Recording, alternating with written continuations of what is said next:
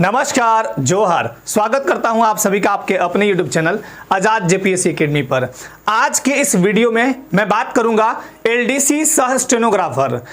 ये जो भर्ती आई है एलडीसी सह स्टेनोग्राफर, इसका post preference, best post preference क्या होगा, इसकी सैलरी क्या होगी, मतलब इनको पैसा कितना मिलता है, साथ ही साथ काम क्या होता है, वर्क प्रोफाइल क्या है, साथ ही साथ इसका सिलेक्शन का प्रोसेस, और मैं बात करूंगा सिलेबस के बारे में। तो टोटल चीज समझाऊंगा। सबसे पहले मैं बात करूंगा पोस्ट प्रेफरेंस। आपके बहुत सारे कमेंट आते थे कि सर एलडीसी का पोस्ट प्रेफरेंस बना दीजिए, तो मैं आज बेस्ट पोस्ट प्रेफरेंस बनाया हूं। लेकिन यहां पे ध्यानपूर्वक इस चीज को समझिएगा, जो यहाँ पे लिखी हुई बातें हैं वो मैं एक एक करके आपको समझाते चलता हूं और ध्यानपूर्वक आपको वीडियो देखना है। सबसे पहला जो यहाँ पे जो नंबरिंग करिएगा 1 2 3 4 5 6 ऐसे सीरियल नंबर वहाँ मांगा जाएगा पोस्ट प्रेफरेंस। सबसे पहले मैं एक चीज़ बता दूँ, पोस्ट प्रेफरेंस होता क्या है। देखिए, कई लोगों में ये भ्रांतियाँ हैं कि नंबर 1 पे जो मैं दिया, अगर उसमें सिलेक्शन मेरा मार्क्स नहीं आया तो बाकी किसी में नहीं होगा, ये गलत सोचते हैं। पोस्ट प्रेफरेंस का मतलब कि आपकी चॉइस क्या है। सबसे पहला, आप किस में नौकरी करना चाहते हैं, इसलिए प्रेफरेंस मांग लिया जाता है, और आप किस में फिट अपने आप को बैठाते हैं, है ना, हर तरह से। मान लीजिए किसी बच्चे ने स्टेनोग्राफर पहला दे दिया, स्टेनोग्राफर के वो टेस्ट में, स्किल टेस्ट में फेल हो जाते हैं, तो ऐसा नहीं कि ये बाकी जो पोस्ट प्रेफरेंस दिया उसमें सिलेक्शन नहीं होगा, किसी में सिलेक्शन हो जाएगा अगर आपका कट ऑफ मार्क्स उसके दायरे में आता है तो। चलिए ध्यानपूर्वक समझिए।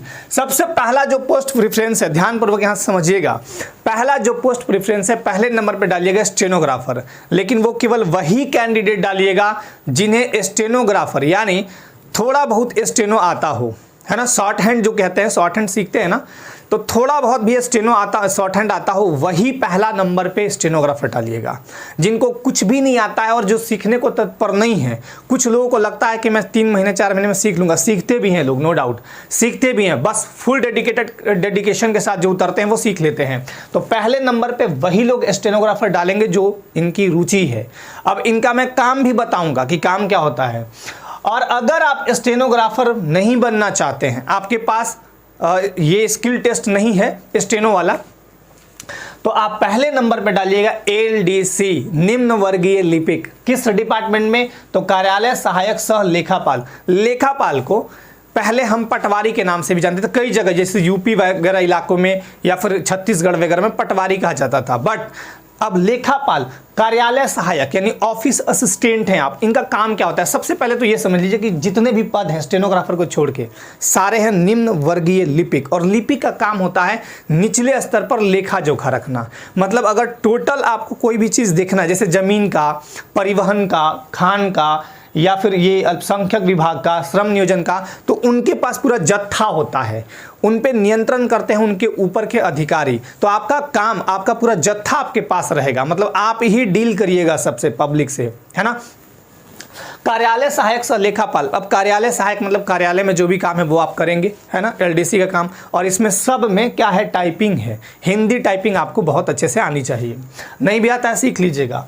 लेखापाल का काम क्या होता है? देखिए, ये रेवेन्यू डिपार्टमेंट का एक निचले स्तर का, मतलब यूं कहें, कहीं कहीं इसको पदाधिकारी भी कहा जाता है, बट निचले स्तर का है ये। निचले स्तर का इनका काम क्या होता है? सब रोकड़ा बही रखना, मतलब जमीन जायदाद जो भी कागज हैं या जमीन का कहीं हस्तांतरण करना है, जमीन किसी को देना है, लेना है, टोटल रिकॉर्ड यही रखते हैं। तो सबसे बेस्ट पोस्ट प्रेफरेंस ये है। लेकिन एक चीज और, अगर किसी को लगता है कि हमको पैसा मतलब बहुत ज्यादा, मतलब खान वगैरह में जाएंगे तो वहाँ आउटी इनकम थोड़ा हो जाती है, तो पहले नंबर पे ये डाल सकते हैं आप, खान एवं भूतत्व विभाग। यहाँ काम जम के यहाँ भी होता है, यहाँ भी जम के काम होता है। ये थोड़ा दिमाग थोड़ा आपको स्थिर नहीं रहेगा इसमें। कहने का मतलब कि ये काम ऐसा है कि थोड़ा करना पड़ता है, बहुत ज़्यादा रिकॉर्ड रखना है, ये दिखाना है, वो दिखाना, मतलब जमीन जायदाद टोटल आपके पास रहेगा, टोटल उसका डॉक्यूमेंटेशन। ठीक, तो आप या तो 3 नंबर दे दीजिए, खान एवं भूतत्व विभाग। अब खान एवं भूतत्व विभाग मतलब जो खान अंदर जमीन में, जो जैसे कोयला खनन हो गया या और कुछ खनन हो गया, और भूतत्व विभाग, उसमें आपको काम करना पड़ेगा निम्न वर्गीय लिपि के रूप में। वहाँ भी रिकॉर्डेड आपको, और रिकॉर्ड जो होते हैं रखने पड़ते हैं। तो सबसे नंबर 1 बहुत मस्त जॉब है ये वाला, कार्यालय सहायक सह लेखापाल। दूसरा है कार्यालय सहायक सह कंप्यूटर ऑपरेटर।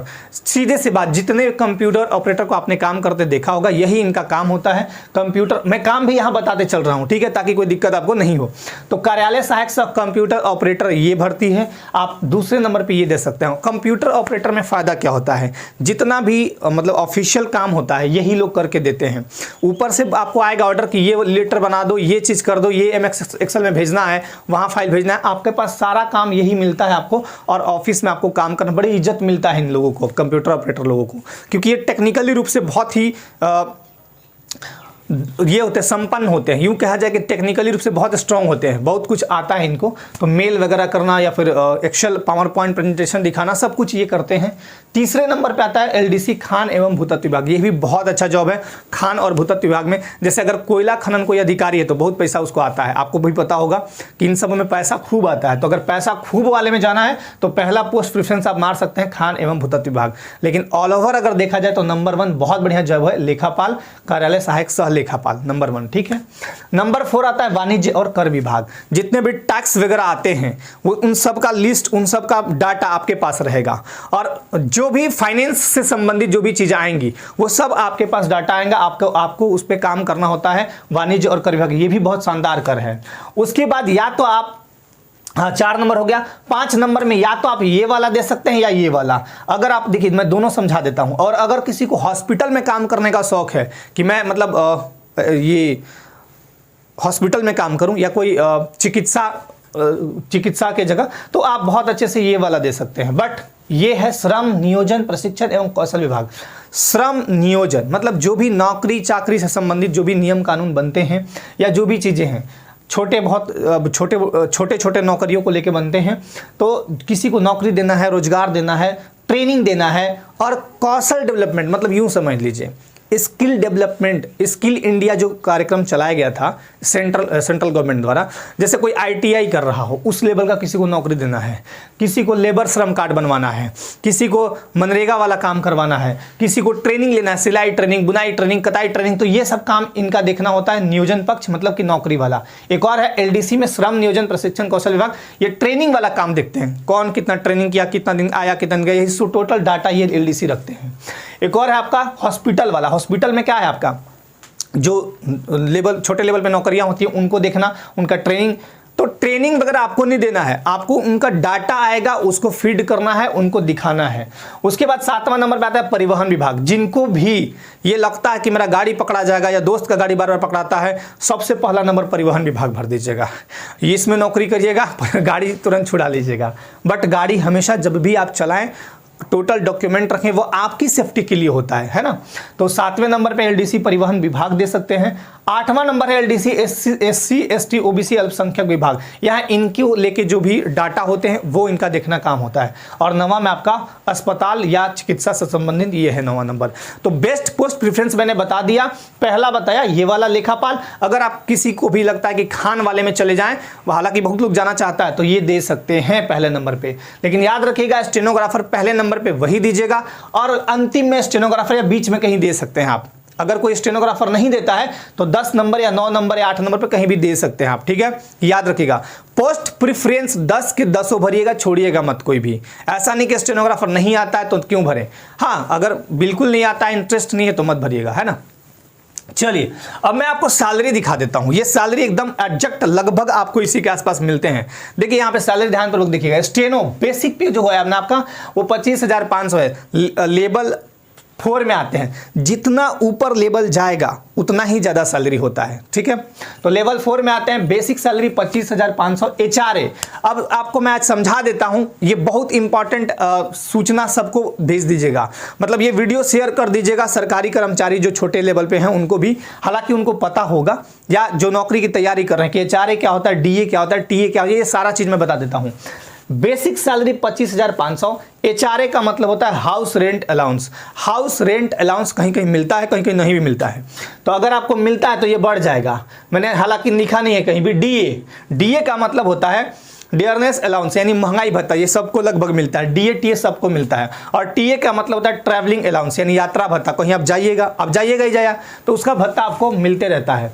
डीए लगभग आपको 8670 मतलब 8670, टीए आपको 2412 लगभग, तो लगभग आपका 36,582।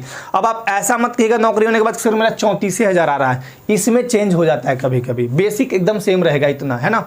तो लगभग आपको 36,582। कभी कभी क्या होता है कि अगर आप बड़े शहरों में रह रहे हैं, बड़े शहरों में नौकरी कर रहे हैं, तो यहाँ पे बढ़ जाता है आपका एचआरए बढ़ जाता है। या अब इसका एलडीसी का बात करें तो 36,000 से मोटा मोटी मान लीजिए मतलब 35 से 40 के बीच में आपका सैलरी रहने वाला है। स्टेनो का बहुत ही शानदार जॉब है। एक चीज़ और बता देता हूँ, स्टेनो का मुझे याद है 2016 में जो वैकेंसी आई थी सचिवालय में 112 पोस्ट लगभग था, जिसमें मात्र एक का सिलेक्शन हुआ था, बाकी सारा सीट खाली गया था। अब ये स्टेनो का जो 501 पद लगभग 452 ऐसे 92 करके हैं, 52 या 92 ऐसे कुछ करके हैं, और टोटल जोड़िएगा तो 501 आएगा। जो अभी आया है सचिवालय में ये स्टेनोग्राफर का, देखिएगा उसमें सीट खाली जाएगा, है ना, क्योंकि स्टेनोग्राफर जल्दी मिलते ही नहीं है।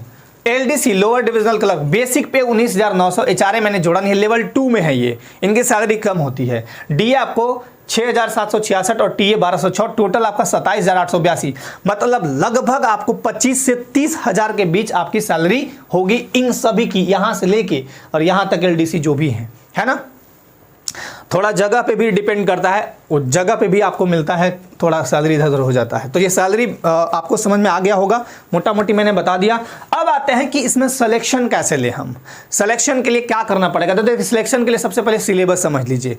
इसमें आपका 2 तरह का एग्जाम होगा, एक तो स्किल टेस्ट होगा और एक आपका रिटेन। तो पहले रिटेन होगा, याद रखिएगा, पहले रिटेन होगा जो कि ओएमआर बेस्ड होगा, 3 पेपरों का होगा, 2-2 घंटे का पेपर होगा, एक ही दिन एग्जाम होगा। याद रखिएगा एक ही दिन में तीनों पेपर का एग्जाम हो जाएगा 2-2 घंटे का। पहला है भाषा ज्ञान, 120 प्रश्न, 60 हिंदी पूछेगा प्रश्न और 60 इंग्लिश। हर प्रश्न 3 नंबर का होगा, ठीक है। तो इसमें 36 क्वेश्चन यानी 30% ही लाना है। चाहे आप 36 हिंदी में से ले आइए, चाहे इंग्लिश में से 36 ले आइए, चाहे आप जोड़ के लाइए, जैसे भी ले आपको कोई दिक्कत नहीं। इस पेपर में 30% लाना है यानी 36 क्वेश्चन सही करना है, और ये गारंटी मैं देता हूं कि ये मैं करा दूंगा। हिंदी में आपका मास्टर वीडियो में दूंगा, तो आप आराम से कर लीजिएगा, इसके लिए निश्चिंत रहिएगा। दूसरा पेपर है क्षेत्रीय और जनजातीय भाषा। याद रखिएगा कोई अगर 120 में 100 लाते हैं तो इनका मार्क्स इधर मेरिट में नहीं जोड़ेगा, है ना। दूसरा क्षेत्रीय और जनजातीय भाषा, 12 क्षेत्रीय और जनजातीय भाषा जिसमें से कोई एक ले सकते हैं आप। इसमें 100 प्रश्न पूछा जाएगा, हर एक प्रश्न 3 नंबर का होगा, 2 घंटे का पेपर होगा। याद रखिएगा कुछ लोगों को ये लगता है कि रांची में ये क्षेत्रीय भाषा चलता है, पलामू में ये चलता है, गोड्डा में ये चलता है, साहेबगंज में ये चलता है, तो हम यही लेंगे। नहीं, कोई भी ले सकते हैं आप, 12 में से कोई भी आप एक पेपर ले लीजिए, उसको पढ़िए, तो 100 प्रश्न यहां से पूछे जाएंगे, ठीक है। सामान्य ज्ञान में 120 प्रश्न पूछेंगे। सबसे तारीफ की बात यह है कि जो भी कंप्यूटर ऑपरेटर हैं उनके लिए नौकरी बल्ले बल्ले है। कंप्यूटर ऑपरेटर वाले जितने हैं सब, ये वीडियो सब जगह प्रसारित कर दीजिएगा, मतलब सब जगह शेयर कर दीजिएगा, क्योंकि उनको ये पता होना चाहिए 50 क्वेश्चन केवल कंप्यूटर ज्ञान और हिंदी टंकन से संबंधित पूछेगा। इससे क्या लिखाता है, अगर हमको मान लीजिए कमल लिखना है तो कितने स्ट्रोक मारेंगे तो कमल लिखा जाएगा, ये कंप्यूटर ऑपरेटर से बेटर कोई नहीं जान सकता है, वो उनको बहुत अच्छे से पता होता है। तो 50 क्वेश्चन यहाँ पकड़ लिए। झारखंड आपको चुपचाप पढ़ते रहना है, 40 यहाँ, और जीएस, इसमें मैथ रीजनिंग की बात ही नहीं है, आराम से एकदम ला सकते हैं। तो जितने भी कंप्यूटर ऑपरेटर हैं जो भी कहीं काम करते हैं, कॉन्ट्रैक्चुअल हों या फिर डेली बेसिस पे हों, वो इस वीडियो को ज़्यादा से ज़्यादा शेयर करिएगा, और उनको सबको पता चलना चाहिए कि हाँ ये हमारे लिए वैकेंसी बहुत अच्छी आई है, अपॉर्चुनिटी है, और आप लग भिड़ के इसमें लग जाइएगा। ये सरकारी जॉब हो जाएगा तो बहुत अच्छी सैलरी है। हालांकि कंप्यूटर ऑपरेटर जो होते हैं उनकी सैलरी इतनी नहीं होती है, 15-16 हज़ार रुपये के लगभग होती है, या डेली वेजेस पे किसी को 9,000, किसी को 15,000, किसी को 18,000, ऐसे करके सैलरी मिलती रहती है।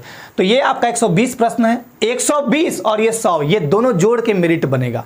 यानी अगर आपको नौकरी लेनी है तो क्षेत्रीय भाषा पे कमांड करिए, कंप्यूटर झारखंड और जीएस, कंप्यूटर झारखंड पे कमांड कीजिए, जीएस तो वैसे ही अथाह सागर है। ये सिलेबस जो है झारखंड और जीएस का, जो बाकियों में है जैसे सीजीएल हो गया, कांस्टेबल हो गया, एक्साइज कांस्टेबल, और भी जितने, सबका सिलेबस लगभग एक ही है। कंप्यूटर और हिंदी टंकन हो गया। स्किल, इसके बाद जब ये पेपर हो जाएगा आप जब पास कर जाएंगे तो आपको स्किल टेस्ट के लिए बुलाया जाएगा। स्किल टेस्ट में क्या लिया जाएगा, आंसू लिपि के लिए आपका स्टेनो का टेस्ट लिया जाएगा और 30 शब्द प्रति मिनट हिंदी टाइपिंग भी करनी होगी जो स्टेनो का देंगे। और एलडीसी के लिए केवल याद रखिएगा, केवल हिंदी में टाइपिंग होगा, इंग्लिश में नहीं होगा, केवल हिंदी में टाइपिंग होगा।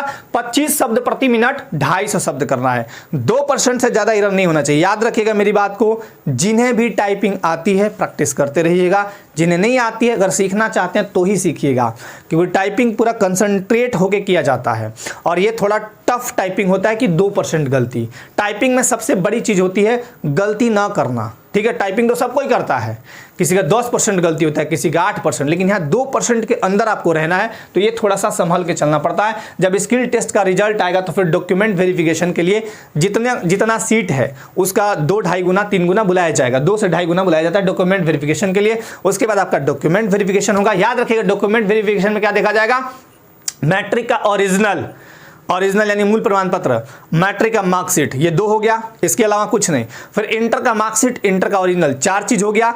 आपका एडमिट कार्ड मेंस वाला ये वाला और स्किल टेस्ट वाला, ये दोनों एडमिट कार्ड देखा जाएगा। आपका अगर जाति प्रमाण पत्र है तो वो देखा जाएगा, साथ ही साथ रेसिडेंशियल प्रमाण पत्र। फोटो 4-5 लगेंगे, इसके सिवा मुझे जहां तक याद है कुछ नहीं लगता है, बस इतना ही देखा जाता है। उसके बाद फाइनली डॉक्यूमेंट वेरिफिकेशन होने के बाद फाइनली मेधा सूची बनाई जाएगी पेपर 2 और 3 के मार्क्स को जोड़ के। स्किल टेस्ट क्वालिफाइंग नेचर का है, पेपर 1 क्वालिफाइंग नेचर का है, इसमें कहीं कोई मार्क्स आपका ऐड नहीं होगा, यानी नौकरी यही दोनों दिलाएंगे। लेकिन नौकरी दिलाने में सबसे इंपॉर्टेंट भूमिका स्किल टेस्ट की है, जब तक पास नहीं होंगे नौकरी नहीं होगी। तो याद रखिएगा, बहुत अच्छे से इस वीडियो को ध्यानपूर्वक देखिएगा। मैंने बहुत बेटर तरीके से, बहुत ही बेस्ट तरीके से इस पोस्ट प्रेफरेंस को बना दिया है, इसके अकॉर्डिंग आप अपना पोस्ट प्रेफरेंस दे सकते हैं। तो चलिए, आपका बहुत सारा कमेंट आया था, उसको लेके मैंने वीडियो बना दिया। आपका काम है इस वीडियो को ज़्यादा से ज़्यादा शेयर करना, ताकि जितने भी कंप्यूटर ऑपरेटर या डेली वेजेस पे बेचारे काम करते हैं उनको कम से कम अच्छे जगह पे रोजगार मिल जाए। और आप भी अगर कहीं काम नहीं करते हैं, कंप्यूटर जानते हैं, थोड़ा बहुत टाइपिंग जानते हैं या नहीं जानते हैं, अगर डेडिकेटेड हैं तो बिल्कुल लग जाइए और इसमें अपना तैयारी करते रहिए। बाकी जो भी यहाँ से मदद हो सकती है मैं यहाँ से मदद करने का पूरा प्रयास करूँगा। तो चलिए, आज के लिए बहुत बहुत धन्यवाद। जय हिंद।